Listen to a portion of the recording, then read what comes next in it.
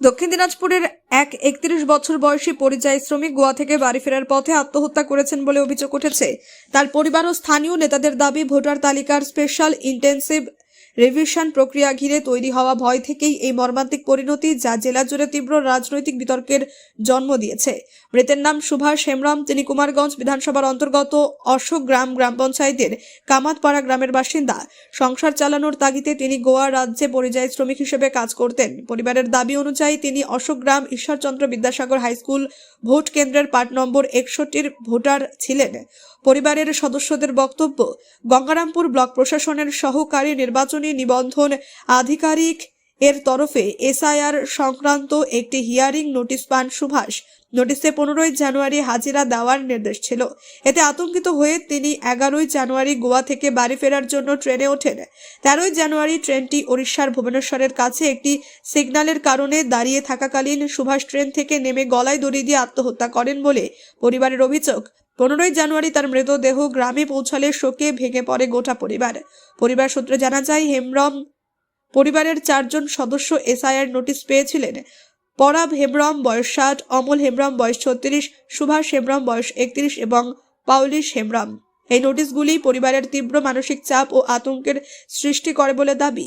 ঘটনার খবর ছড়িয়ে পড়তেই তৃণমূল কংগ্রেসের নেতা কর্মীরা মৃতের বাড়িতে পৌঁছান। তাদের মধ্যে ছিলেন দলের দক্ষিণ দিনাজপুর জেলার সাধারণ সম্পাদক ও আরটিও বোর্ডের সদস্য মফিজউদ্দিন মিয়া। তিনি কড়া ভাষায় নির্বাচন কমিশনের সমালোচনা করেন। মফিজউদ্দিন মিয়া বলেন, এটা আর নির্বাচন কমিশন নয়, এটা নির্যাতন কমিশনে পরিণত হয়েছে। বিভিন্ন জায়গায় আমরা এমন ঘটনা দেখছি, আর আজ অশ্বগ্রাম আরও একটি মর্মান্তিক উদাহরণ। মৃতের বাবা পরাফ হেমব্রম কান্না জড়িত কণ্ঠে বলেন, আমার ছেলে ভিন রাজ্যে কাজ করতে গিয়েছিল। এসআইআর হিয়ারিং নোটিশ পাওয়ার পর বাড়ি ফিরছিল। ভুবনেশ্বরের কাছে ট্রেন দাঁড়ালে আমার ছেলে সেখানেই নিজের জীবন শেষ করে দেয়। অন্যদিকে বিজেপির এই মৃত্যুর সঙ্গে এসআইআর প্রক্রিয়ার কোনো সম্পর্ক মানতে নারাজ। গঙ্গারামপুর বিধানসভার বিজেপি বিধায়ক সত্যেন্দ্রনাথ রায় অভিযোগ করেন, শাসক দল এই মৃত্যুকে রাজনৈতিক রং দেওয়ার চেষ্টা করে। অশোকগ্রাম অঞ্চলের বানিহারি কামাতপাড়া গ্রামে আমরা এসেছি। এখানে আমাদেরই এক সহকর্মী, আমাকে আদিবাসী ভাই, গত 11 তারিখ খবর পেয়েছে যে তার নোটিশ এসেছে এসআইআরে। তাদের পরিবারের নাম 2002-এর তালিকায় ছিল না। ওই 11 তারিখ গোয়া থেকে রওনা দিয়েছিল। গোয়া থেকে রওনা দিয়ে ভুবনেশ্বরের ওখানে ট্রেনটা যখন সিগন্যালে দাঁড়ায়, সেই সময় নেমে গিয়ে বিভিন্ন সময় আমরা তার লক্ষ্য করেছি, তার গতিবিধি আমাদের যারা সাথী যারা ছিল ওদের সাথে লক্ষ্য করে দেখেছি। ওই এসআইআরের কারণে প্রচণ্ড আতঙ্কে ছিল। সেই আতঙ্কের কারণেই ভুবনেশ্বরের কাছে ওইখানে এক গাছের গামছা দিয়ে সেখানে আত্মহত্যা করে। এই নির্বাচন কমিশনের, আমরা তো নির্বাচন কমিশন বলি না, এটাকে নির্যাতন কমিশন বলি। এই নির্যাতন কমিশনের স্বেচ্ছাচারিতার কারণে কত আর মানুষের যে প্রাণ দিবে, এই আরএসএস আর বিজেপিকে সন্তুষ্ট করার কারণে এই নির্বাচন কমিশনকে আমরা ধিক্কার জানাই। আজকে একটা তরতাজা ছেলে, মাত্র 31 বছর বয়স, সুভাষ হেমব্রম, সে আজকে আমাদের কাছ থেকে চলে গেল।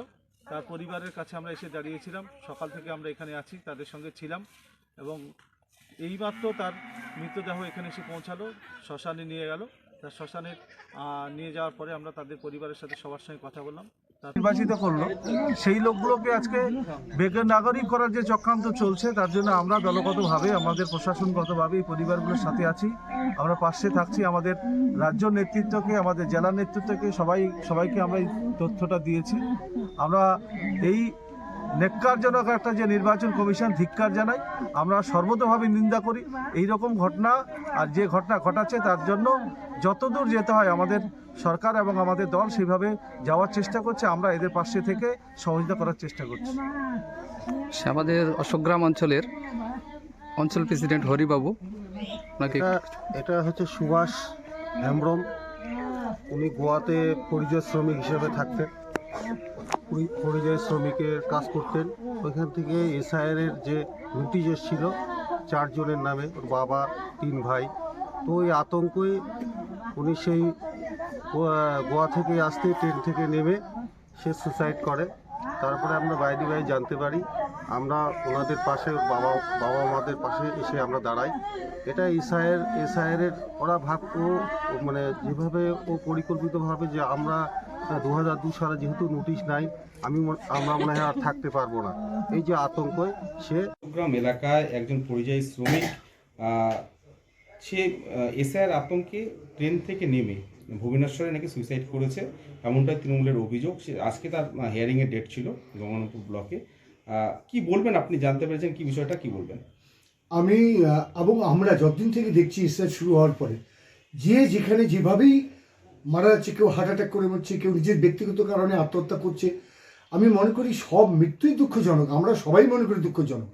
কিন্তু তৃণমূল সবটাতে রং লাগানোর চেষ্টা করছে যে এসআইয়ের জন্য মারা গেছে, উনি এসআইয়ের করবেন, ওখানে উনাকে মরতে হবে কেন, কেন উনি আত্মহত্যা করবেন?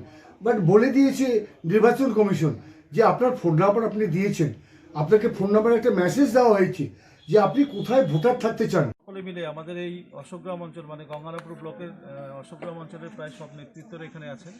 আমি আছি জেলা তৃণমূল কংগ্রেসের সাধারণ সম্পাদক হিসাবে।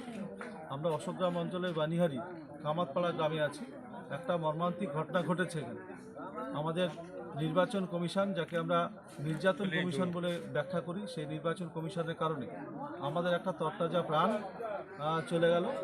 এখানে সুভাষ হেমব্রম গোয়াতে কাজ করছিল।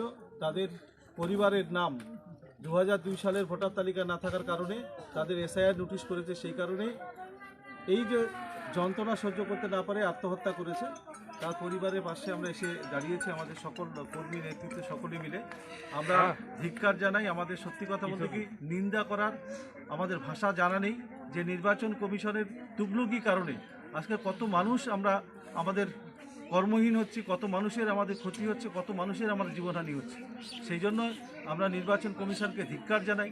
আর কত মানুষের প্রাণ নিলে এই বিজেপি, এই আরএসএস এর মনের তাদের মনের বাসনা পূর্ণ হবে আমরা জানি না। আমরা আর আমাদের ভাষা নেই।